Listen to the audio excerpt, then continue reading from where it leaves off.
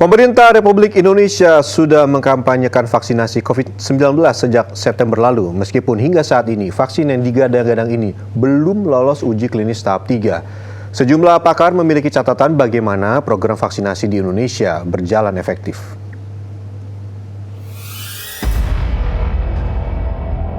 Muncul pertanyaan, siapkah kita untuk vaksinasi? Pertanyaan ini bukan hanya ditujukan ke publik yang menjadi objek vaksinasi, namun juga kepada pemerintah.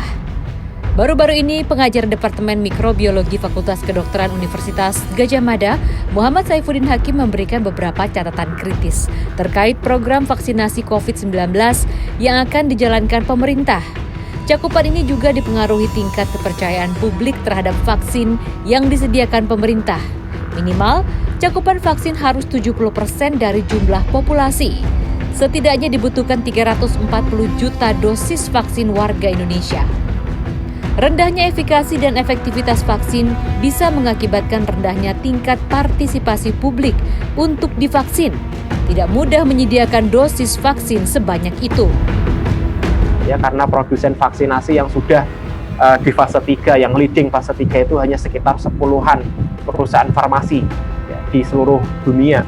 Bagaimana 10 perusahaan farmasi ini rebutan dengan direbut oleh sekitar 200 negara di seluruh dunia, ini menjadi PR yang tersendiri oleh pemerintah untuk bisa ya mendapatkan vaksinasi itu. Faktanya negara maju seperti Amerika Serikat, Inggris, dan Jerman yang berhasil mendapatkan vaksin pertama, negara lain seperti Indonesia harus antri dulu. Vaksin yang dipakai pun harus memiliki efikasi dan efektivitas tinggi untuk mencapai kekebalan komunitas. Kemudian vaksin juga harus memiliki dampak jangka panjang dalam menstimulasi antibodi.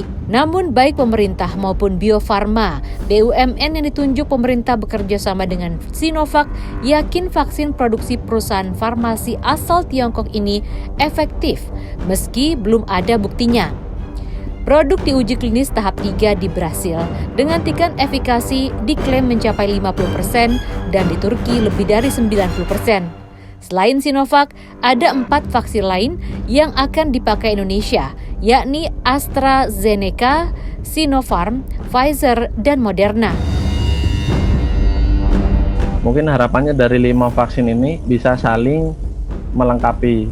Jadi kan untuk vaksin Sinovac ini, dia diperuntukkan untuk umur sekitar 18 sampai 59 tahun. Dan skema untuk yang lebih muda, mungkin di bawah 18 tahun atau di atas 59 tahun, mungkin bisa diberikan dengan kandidat vaksin yang lain yang sudah yang sudah terbukti efektif pada rentang usia tersebut. Untuk Indonesia ditargetkan digunakan pada Februari sembari menunggu izin edar dari BPOM. Pemerintah Indonesia memang sudah mendatangkan 1,2 juta dosis vaksin dari Sinovac pada awal Desember lalu, namun belum bisa dipakai karena belum lolos uji klinis. Sedangkan negara tetangga seperti Singapura berhasil mendatangkan vaksin siap pakai dari produsen Pfizer. Miftah Farid, Aga Dipa, Surabaya, Jawa Timur.